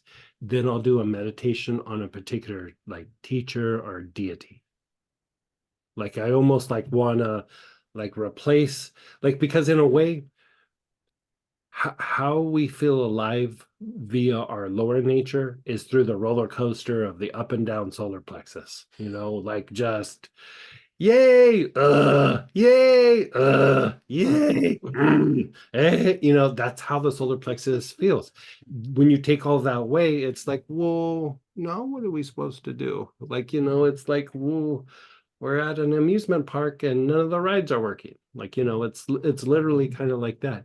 So, you can just do your normal everyday stuff and sit with the stillness. But I find in those moments, that's when I try to connect to, to Christ, to Buddha, to a teacher, to like teachings, like even if it's like you don't want to connect to a deity or something, you can just go, okay, I'm going to go deep on teachings that I know are very accurate, and just like connect to the teachings. And in that place, you'll integrate those teachings or integrate the connection to that teacher to a much greater degree, because really, in a way, that's what we're craving when we try to get it from people. Right? We try to get people to like be like Christ, be like the Buddha, and they're just people. And so instead of asking them to be like the Buddha, like just meditate on the Buddha. And I'll say none of this is bad. I'm not trying to interpret it as bad. And I'll But it's even still say a thing. You know what I mean? It's still a a thing. It's a very strong feeling that I don't typically encounter. Right. Yet the counter to it is that my intuition is so strong, I didn't even have to try and tap in to get information about the people I was interacting with today. Right. Like it was just presented to me. Yeah. On their breath that they took gave me information. Right. And so I see that there's space and openness, and I want to honor it and be with it. And I also want it to fill with something that's genuine, like you said, a teacher, teachings, or a deity. Right. And but I think you nailed something right on the head there. Is like when you start to hit that intuitive part, like where the intellect is so used to getting information in through the senses. But with intuition, it's like the way they move their eyes, their breath, just the feeling that was there. Like you start getting all these little nuances. And like I had this really profound experience one time where, I've been around the Dalai Lama a bunch of times. And first 5 times I saw him, I probably fell asleep 15 minutes into him talking, just because his energy is so incredibly intense. And then I got to where I could stay awake the whole time. And then I could I kind of processed what he was saying. Like there was just all these like levels or degrees of being to take in what was being presented. And then out of all my experiences with interacting in that arena, I had this really super profound experience with Dalai Lama. And he talked, he lectured, he said his things, and he gave a little blessing and then kept talking for a little bit. And I was like, this is amazing. And then there was this moment where I experienced something that was way beyond my normal experiences, like outside myself, and just watching him be so present and experiencing somebody being so present. You know what he was doing? He was drinking a glass of water. He had lectured, he said all these like amazing things. And I was like, that was amazing. And then I watched him drink that glass of water. And I was like, that was the price of admission right there. And like sometimes when I have a hard time meditating, I think of the Dalai Lama that day drinking a glass of water. I take off. My intellect cannot put like, well, this was what was happening. That was what was happening. It was like, whatever it is. That something struck me in the moment that if I was in intellect, I wouldn't have gotten. But being in intuition, there's an energy or a transference of information, or that you just, how we were talking about the other day, where the instinct is constantly looking for things to like mimic, to duplicate, right? Like, so you go, oh yeah, I want to be successful like, whoever, Warren Buffett or whoever. Like I'll use that as an example. And I want to be successful in this industry, like, whoever. And this person in my family, very loving. I'll be like that. Right. So in those moments where those things strike you, like it not only is that striking you, but it's resonating in that instinctive response where your instinctive response goes, duplicate that. Like that level of presence, duplicate that. Try to be present like that. And so emotionally and mentally, you're not going to go, oh yeah, let's start working on trying to be present like that and to be able to be so aware and in the moment, right? But instinct goes, you remember that time? Let's do that. And you start working your way towards something that your intellect really can't touch, right? And then eventually it becomes part of your intuitive process where you're seeking out and you're trying to augment that experience. And most times it's almost like the reverse of what we're talking about, or the other side of the coin, I should say. What we're talking about with like the thing with Barbara, where we talked about the traumatic experience, and then we're connected to something. And then part of what happens is we're being fed those elementals, and the elementals want to re-experience that experience, but there's also part of your instinctive response is like, also we should duplicate that. Like, let's duplicate that. It's not judging it as good or bad. It's just saying duplicate that because of all these dynamics, right? So the flip side of that in a positive way is you see that thing that's like, and then you begin to take that in and go, let's duplicate that. Let's mimic that. Let's learn about that. And then eventually mimicking it is how the intellect eventually gets it.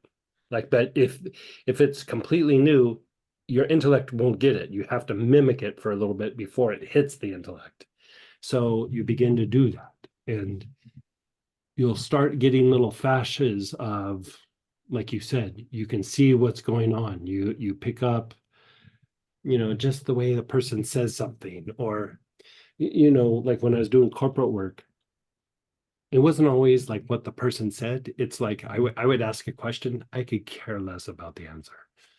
I watched how the person answered the question, and the things that they said, but also the things they didn't say spoke volumes. Right? And so I would come out of those meetings and I'd tell the person I was reporting to, I'd go, blah, blah, blah, blah, blah. I give them a bunch of information. They go, how did you get that? And like, it's hard to say. It's like, well, it's not what he said. It's what he didn't say. And it's how he moved his eyes when he was his talking, like you start to just pick up all this body language, like you're watching a poker player, like his word little, yeah. Yes. And word then choice, you go, the volume, the tone, yeah, the exactly. cadence, all How of much that they're goes trying in. to emphasize or try to get you off topic. Like, you see it all and you're like, oh, that's what's going on. And as a healer, that's golden, because Right. people present with symptoms, but there's usually more to it than just what they're saying. And that's what you're there for, is to try to figure out some of those other pieces so that something can be addressed. And intuition will see it and address it before the intellect can, but eventually the intellect will start to see like a pattern. You go, oh, look, this is what's going on with this person. And then you could even form an even greater strategy. But like your first whispers of what's going on with a person is always intuition. Yeah. I love that that's happening for you, by the way. Thank you. So going back to what you said about leading to the mimicry, and then then the mental aspect, picking it up and going with it, is that sort of like the intuition recognizing this higher vibration around and saying, this is what I need to mimic? Right. Not just your intuition, but like, well, I should rephrase that. Yes, it's your intuition, but your intuition's made up of instinct, feelings, and then like brain activity or mental activity. The three brains. Right. So then part of what's picking that up is your instinctual response is picking that up. And then there's an emotional part that goes, oh, like, you have a feeling, and then it registers in the brain as like, like, look, a piece of information. I know something here. You try to explain it to somebody, it's not going to make sense. But in No. that moment, you have knowing. And so I'm thankful to Barbara for bringing it up like she did, because I wasn't even going to say anything. I was just sitting with this space and observing, because I know something would come to me, but I didn't know what it was or how or when. And when she shared what she shared, it was like, okay, I get this. And there's more, there's all of it. So so to build on what we're talking about, and like, that's the thing, like the mechanics of light that we're going to do, not this weekend, but the following weekend, the free class, is to like a general way to go through and deal with all this and like kind of learn the mechanics to an even greater degree in like one weekend setting, and so if you think about like, okay, we're going to active situations or past events, like there we took it a step further, dad's side of the family, mom's side of the family. So there, it's not even just like your personal experiences. Now you're also processing the experiences of your biological connections. And so you're not even necessarily processing your stuff, but you're processing stuff that affects you because you came from that family of origin. And as I've sat with this for almost 2 days now, I feel that some of it, this emptiness, is that came from biological side of the family, and it's not there in the same way anymore. It's not holding me, it's not restricting me. Just like we have the potential to make up stories in our head to like manage a situation or cause a little drama or something. Think of what it would be like over generations of like a family doing that for generations. Yes. All have like similar interactions, and they're not always all bad. Like they can be very good, but it might be that like, you take the example, like, okay, everybody in the family joined the military, and then, when it came time, you're like, yeah, that's been the last 10 generations, but that's not me. Right? Think of like, so that's what happened with me and my family. I did not join the military, and I didn't have anything with it. I didn't hold in the military, and it was a thing. It was pretty upsetting to a good part of one side of the family, and I was just like, if we were at war, I'd go, but we're not at war. I'm not going into the military. But generation after generation after generation after generation had done it. And you could say elemental group after elemental group after elemental group after elemental group. Like, why aren't you joining the elemental group? And I'm like, I don't want to do it. Right. And so it provides a kind of like, I want to say freedom, but it's almost not a freedom. It's almost like a liberation. Like, I know those sound like the same things, but freedom implies like the absence of something, where liberation is like, that's there, but I'm not connected anymore. I'm not influenced anymore. I'm not attached. I'm detached from all this, and it exists. Where freedom is like, it's just not there anymore. And I mean, sitting here and it's like, I'm not even sure that it's still there. It probably is. Right. But I don't feel it. I don't recognize it. It's not making me constantly nervous or agitated, I guess. There is one interesting thing I experienced today out of all of this is, I'll say, a significant amount of anger while driving and watching people drive in manners that are so bizarre. Yeah. And I had already done Melissa. Wait, in Southern California, people are driving crazy? Yes. And it's not even raining. And it just brought up this anger that I was shocked at myself. Yeah. So I don't know where that's going either. I'm just, well, but I think, But I think you're nailing something on the head. If you watch, people not only are driving, there's risks being taken that are unnecessary and potentially can be harmful to other people, and people just seem to be so casual about that. Lack of courtesy. Yeah, but even like there's risk-taking behaviors happening right in front of you, but we get so numb to it that we just don't really think about it. And then when you kind of have like more awareness, you realize these people are nuts. Like what they're doing is just, but they're on automatic behavior. They're not thinking anything out. They're not thinking about the risks. And so, I can't tell you how many people that I've known in Southern California that will tell me I drive like a race car driver on the freeway. And I was like, yeah, like that's the thing that always makes me nervous. And if you think about like whenever I've been there and and I lived there for a while, not as long as you, but like I could be going 15 miles over the limit and I'm in everybody's way. Like everybody's Yes. way.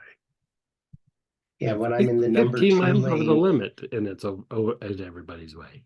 Yeah, I was in the number 2 lane a couple weeks ago going 75, so 10 miles over the speed limit, and people were running up behind me and then rushing around me and getting in front of me. Right. It's like, sorry, I'm not going any faster and I don't have Yeah. to. No. Yeah. So, okay, well, So play with that a little bit, like the things that we were talking about, and then see how that treats you, and let's talk about it again the next time. okay, great, thank you. Perfect. And then go ahead, Babette, and then we have a couple questions in chat. Hey, Babette. Hey, I am, I really would love to get deeply philosophical because I too am so consternated by fellow humans. I just don't know what to do with myself sometimes. But I want to be real practical right now because, we got the eye thing happening, and I've got a pimple on the inner edge of my eyelid of the good eye, which is, Wow. if Yeah, it was the other eye, I would be a little more casual, but it started really teeny this morning, and now it's about the size of a flaxseed. It doesn't actually, there's no pain. It's a little teeny bit achy, and I can feel it as something that's kind of in the way. And I'm sure that, I would do hot compresses on that. so is this help to actually see what we're looking at, or you don't have the photo, you don't? Yeah, I don't know that helps. Yeah. Okay. You see it? Okay. I could, I mean, if you, hang on, I'll stop talking, Greg will stop talking, and go ahead and talk, Babette, and show. Okay, it's what I would refer to as a polite pimple. In other words, it's not angry, it's not red, it's not particularly Yeah, okay. I see. inflamed, it's not I would particularly put a hot compress on it and get that thing just to pop. Don't pick at it though. No. Now in the past, what I might have done is used a Q-tip with Everclear alcohol, 80 proof, 100 proof alcohol, and then just like touch it to that. Now it's not comfortable, but it does dry it out in a way that I wouldn't do it. wouldn't do that. Okay, so hot compress. Way too close to the eye. Well, right, yeah, and before I had a fallback eye. Right? So a hot compress of, explain to me exactly what that would look like, or what is that? Hot water and like a paper towel, and then just put it on the eye. Okay, so hot water, and do I put any oils in there? No oils on the eyes. Okay, and just leave it till it cools, or for an hour, or? No, Okay, till it cools, and then you can warm it up again and then do it again. But just throughout the day, just keep putting compresses on it. Okay. Yeah. Okay. Oh, good. Means I get to stay in bed. Yeah. Listen to a book and compress your eye, And we had an optician would tell you, someone has an optician wife, and they'd say warm compress, no oils. Yeah. Okay, that's good. Good to know. Okay, and again, thank you for the generational class. I realized, thinking about my family, that everybody's family's got rich merchants and horse thieves in it, but wow, I realized my family has a lot of horse thieves in it, and a lot of crazy people. I Yeah. mean, honest to goodness, psychotics. And I thought, Yeah. and I don't know the history of any of them anymore. And Doesn't that matter. feels really weird. Doesn't matter. Okay, good. Well, just because yes. And Most of the I'm history that I knew that I think I told you guys over the weekend, most of the history that was told to me by my grandparents was not accurate. right. And then I've been really guilty of spinning some incredibly good backstories that are just my picking up teensy little pieces and saying, Yeah. this is what happened. So yeah. But is there anything else I mean, I'm doing the quercetin vitamin C. Is there anything else I should be doing as far as, and the thing with my back has gotten really, I can, it feels funny from the outside. It was helichrysum and Spanish sage to clear the mogul where the spine was damaged. Mhm. And it definitely it feels better from the inside, and my sense of my physical person is a lot less Escher print. I don't know, are you familiar with Escher prints? He did it used to be all the thing in my generation of dormitory pictures, but he would have pictures of little people going up these staircases that were like Mobius strips. They were physically impossible once you actually looked at it. So my body was all Try putting just some nerve help. Like if you have the nerve help, try putting that on that part of the back. okay. Yeah. Instead of or on top Yeah, of the it's stronger than the helichrysum and the sage. okay, Yeah. so I don't actually have that yet. Okay, well, we're going to be seeing you there here shortly, so okay, yeah, we're looking forward to that. All right, and yes, the new hotel, I didn't realize how cool the old one was. But anyway, it's all good, and we'll see you soon. Thank you, Sam. Mm-hmm. And then I think we have enough time to do the next two questions. Okay. For the eucalyptus, citriodora, helichrysum, I have eucalyptus supreme. Can that work instead? the other eucalyptuses don't quite do it. Trying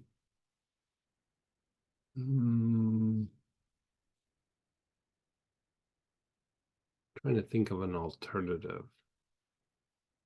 Anti-inflammatory. I mean, is it somebody who might have like kunzia or something? Yeah, quite possibly. Yeah, see if like the helichrysum kunzia combination.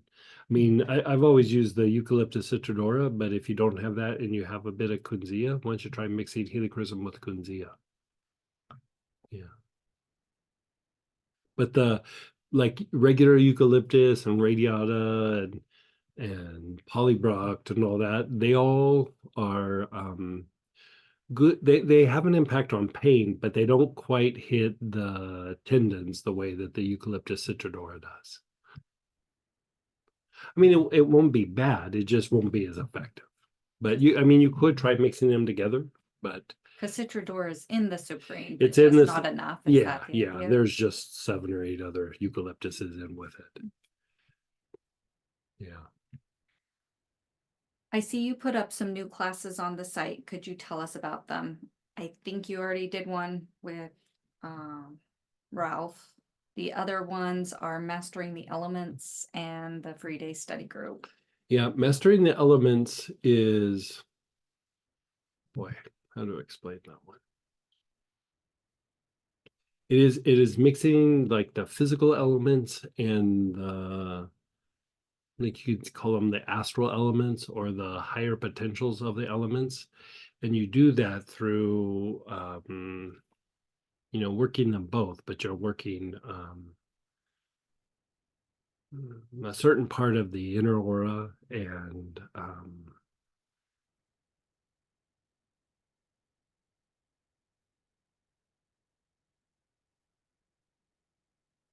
each chakra has like a messenger, you could say, that sends messages out to the elements which are of the earth. So basically what you're doing is we've done all these practices of stimulating intuition and finding intuition, all these other areas. And that particular class, we're now taking it and going down into the earth to be able to gather information that we need, but also to manifest the things that, like, if we want happiness, we want love, we want joy, we want, to be prosperous, we want, to break out of a painful pattern or whatever, eventually where that has to go is down into the earth. And so this is about taking all these things and these mechanics that we've been doing in all these different classes, and then taking it a step further and going down into the earth and sending out the messages to bring the things that we're trying to bring into our life and dispel the things that are causing us our suffering. And it's a way to shed the animalistic nature that we're all bound to until we evolve out of it, and then start finding deeper levels of inner peace. And it's basically the Buddhist practice of happiness, or the Saint Francis of Assisi, like cultivating joy. It's basically that practice, but the mechanical part of that practice. And I would say that if you are interested in that class, do the free class the weekend before with the mechanics of light, because we're kind of setting something up in the mechanics of light that we're going to knock out of the park the next weekend with the mastery of the elements. Anything about the free study group or?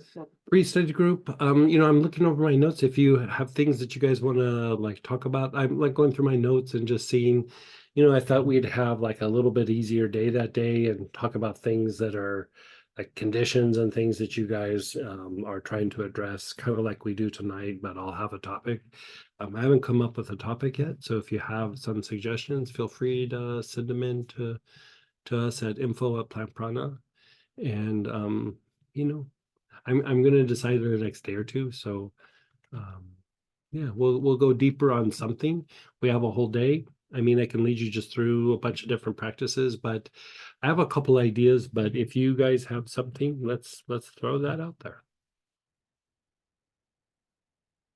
Also, there were just I want you to know there were a lot of thank yous about the talk you gave with Barbara earlier. It seemed like it was really helpful. So if you were into the talk that I gave to Barbara, the mechanics of light, which is a free class, and then the thing that we're doing with the mastery of the elements, I basically gave you like a Reader's Digest version of what those two classes are going to produce. We have a few minutes if you want to bring us through a little process. Yeah. Pull out your favorite oil. Whatever your favorite oil is. Doesn't matter if it's a blend or a single oil.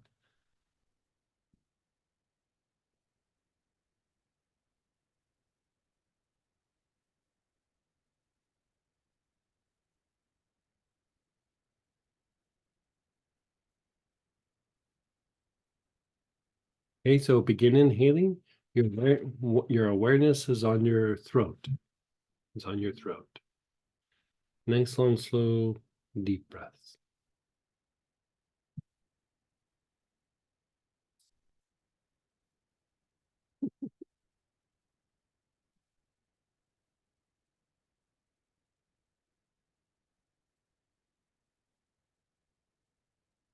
And then drop down to the throat minor, the bottom of the throat.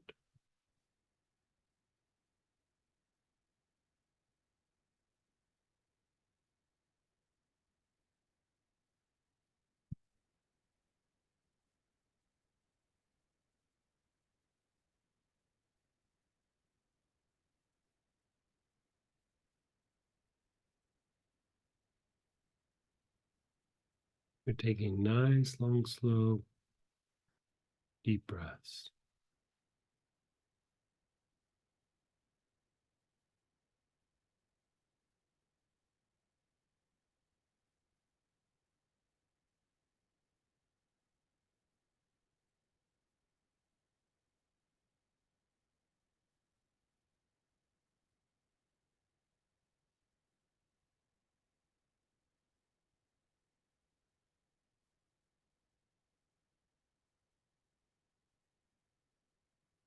And then go to your back throat, the middle of the back of your neck.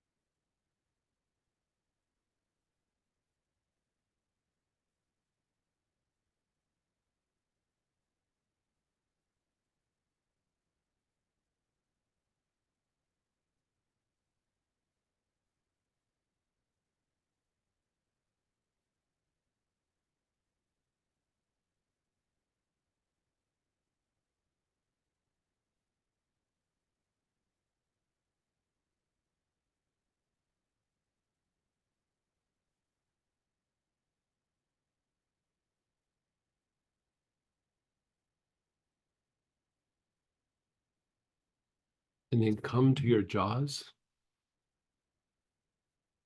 right in front of the ears. Nice, long, slow, deep breaths.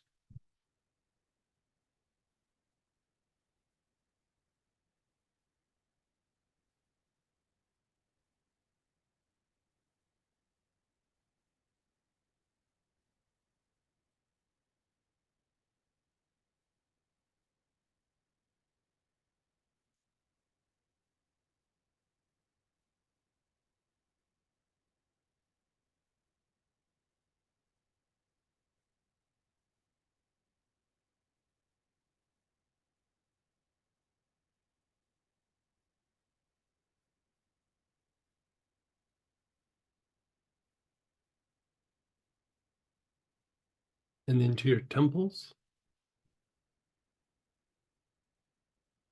Your awareness is on your temples. You're taking nice, long, slow, deep breaths.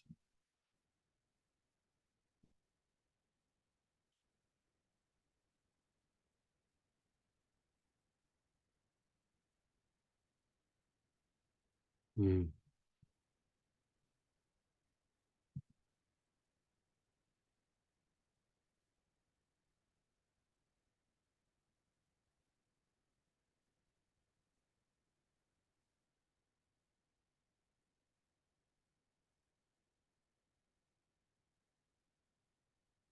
And in the back of your head.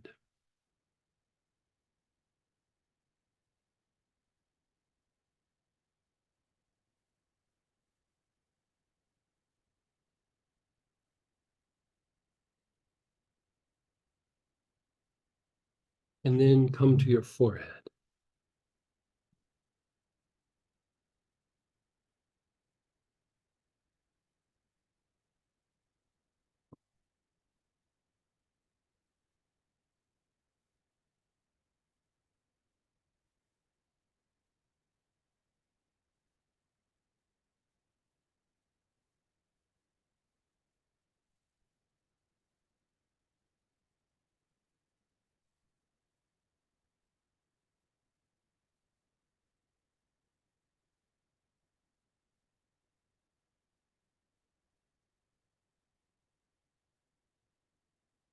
And then just be still.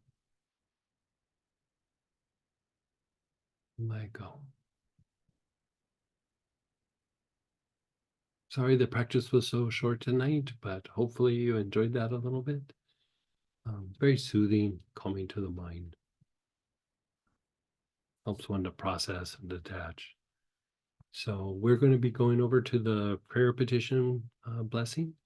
About a 15-minute little meditation and blessing. If you'd like to join us, it's a good way to kind of augment what we just did.